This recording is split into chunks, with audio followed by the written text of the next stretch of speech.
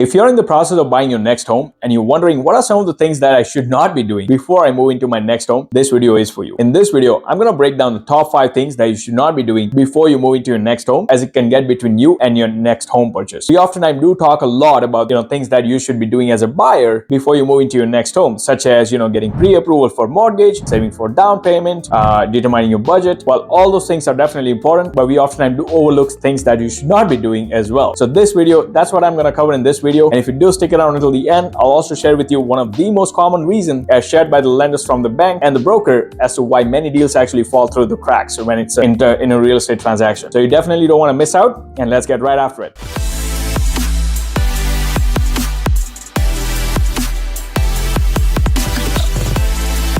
If this is your first time to this channel and you want to know everything about living in Kitchener, Cambridge, Waterloo and surrounding towns, then subscribe below and tap on that bell for notification so you can be the first to learn about the current market in Cambridge, Kitchener-Waterloo and surrounding towns. My name is Dixit. I'm a local real estate agent serving Cambridge, Kitchener-Waterloo and surrounding areas. I do get calls, texts, emails from people just like you looking for help in making their move to Cambridge, Kitchener-Waterloo, and I absolutely love it. So whether you're thinking of moving in 9 days or 90 days, be sure to give me a call, shoot me a text, send me an email, or you can schedule a Zoom call. All the information, you will find it below in the description. We'll be more than happy to help you make a smooth move to Cambridge, Kitchener-Waterloo and surrounding towns. All right, so the number one thing to keep in mind is not to make any major purchase while you're in the process of buying a home. And this is particularly important for many first-time homebuyers who are oftentimes working on a tight budget. Now, when I call major purchase, I'm referring to things like car loan or buying a big piece of furniture. Basically, it will do either of the two things. It will either take, if you paid with cash, those items, it will take a hefty part of your down payment away. Or if you're, let's say, drawing a loan for a car and now we have a $500-600 payment on an average to pay for that car, that's gonna eat up your affordability for the mortgage. So those things can often get in the way in your ability to move into that next home, and often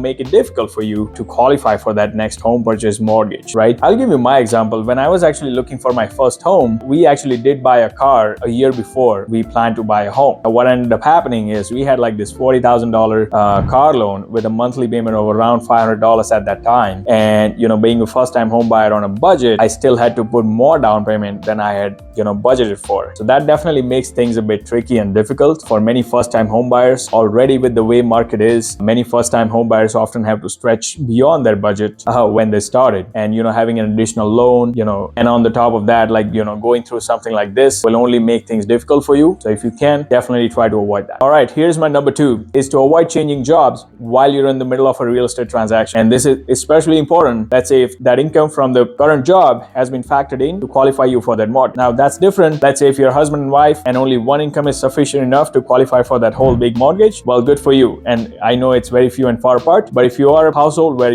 husband and wife, you're both working and both your incomes have been factored in to qualify you for that mortgage, try to stick around to that job at least to the point where you close that transaction. Try to avoid switching the jobs at least until the point where you secure the homes, but at least you close the transaction altogether. Why it will make a difference? Many of the lenders actually do have those strict rules around those employment history. So let's say if you move the job, and even if your letter of employment does not state that you are in that probationary period, many of the lenders do actually assume that first 90 days are considered to be probationary, and at that time the employer may let the employee go. Now there are exceptions to that. Giving you an example of one of my clients recently, wife actually did quit the job right after we put an offer and firmed the deal up, for that matter. Luckily we were able to get an exception. Those were some sleepless nights for both me and my clients, hoping that the mortgage does really fall through with this new job. So if you really want that smooth transaction, I would say definitely there's nothing wrong. I mean, you want to progress in your career, and especially if it's a better opportunity worth pursuing, definitely go ahead with it. But if you can, negotiate the start date at least until the point where you close that real estate transaction, do so, because that'll just make your life a lot easier and your transaction a lot smoother. All right, here's my number 3 is to avoid applying for a line of credit or credit card while you're in the process of securing your next home. Many first-time home buyers oftentimes think that, okay, I'm going to end up using majority or all of my savings towards that down payment. So why don't I go to the bank and apply for that $20,000 or $30,000 line of credit so I can have it in case I need it for family emergency, or let's say some renovations I want to get done after I move into my next home, or buying things like furniture. It's all exciting. The thought is not bad, but keep in mind that if your income to expense ratio is on that borderline, and on the top of that, you end up applying for that line of credit or drawing an additional lucrative credit card offer, well, that could definitely make things a lot difficult for you on the mortgage side. It could actually make the deal fall through the crack. And I've seen that happen. So the key here is to keep the communication open with your real estate agent as well as your lender before you go ahead and apply for such things. Credit, I mean, if your credit score is really great and there is some room, credit may not be as big of an issue, but oftentimes the lender may see you as a credit seeker, and at the same time, like I said, it could affect your income to expense ratio and make it harder for you to qualify for that mortgage approval. And as a matter of fact, the lender may even ask you, let's say if you did end up applying and securing that line of credit, guess what? The lender may come in with a condition that, hey, if you want us to finance this mortgage for you, you got to close this line of credit and credit card as a condition to that. So communication is the key. Keep it an open communication with your lender, the professionals you're working with, and that will just make it a lot easier for you. I'm not saying it's a hard no, but just consult with the lender before you go ahead and apply for such things. All right, here's my number 4 is to avoid drawing for the down payment while you're actively looking for your next home. Now you might say, well, this is obvious, but what I'm also referring to is whatever amount you intend to put towards your down payment towards your next home purchase, ideally keep it away from your day-to-day expense account, such as your primary checking account, where all your payments are going in and out, like your salary is coming in and the payments are coming out. Try to keep it away and separate from that account. Maybe open a saving account within the same bank or something like a cashable GIC. So you have money available, but you could earn a small amount of interest while the money is sitting there. Why is it important? Because what happens is, let's say it is sitting in your checking account and now we got that car to fix and you got a couple grand to draw from your down payment.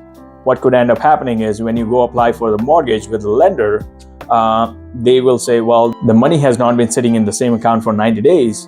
So they will actually take the 90-day average minimum balance for the last 3 months' time. So that amount could end up being less than what you intended to be put as a down payment, requiring you now then to go to your friends or family for additional down payment as a gift, or you have to yourself come up with that difference in the down payment. So like I said, just makes things a bit more complicated. If you want to keep things streamlined and smooth as possible, the best way for you to do is save that down payment in a separate account away from your regular checking account, and definitely not draw from it no matter what happens.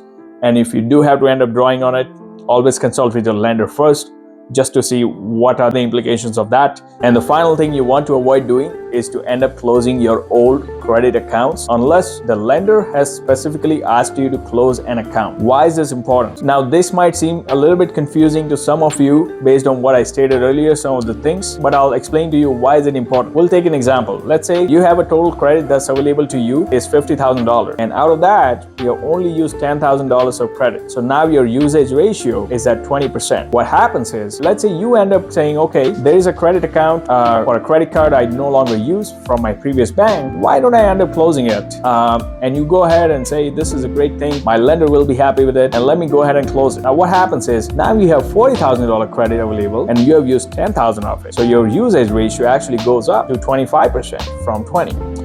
Now, this will, in the short run, will definitely impact your credit a bit as well, especially if it's one of the oldest account. Let's say your very first bank in Canada. Let's say your very first bank you banked with and you no longer work with them and you end up closing that account. It could impact your history a bit as well, but more importantly, it could impact your usage ratio on the credit. Those are, again, a small thing, but, important to keep in mind. I know we all have those credit cards and, line of credits, which is sitting there oftentimes and we don't use it. And all of a sudden the thought triggers in our mind, why don't we close it? But before you do so, it's recommended just consult with the lender just to make sure it will not have any detrimental impact on your ability to secure that mortgage for your next home purchase. If you made it this far, I definitely do owe to share with you one of the most common reasons, as shared by the lenders, why many of the real estate deals actually fall through the cracks. Lack of communication is the number one reason, as stated by the lenders and the other professionals, including real estate agents and the lawyers, as well as the client. Actually, if you ask me, lack of communication and clarity is the number one reason causing unnecessary stress in the process that could have been easily avoided with the clear communication ahead of time, and that's proactive. At the end of the day, you might be making the biggest purchase of your life, so it matters that you have a smooth experience throughout the process, and it should be an exciting one for you nonetheless, not the one that gives you sleepless night drawing through the closing date. Once again, whether you're thinking of moving in 9 days or 9 days, be sure to give me a call, shoot me a text, send me an email,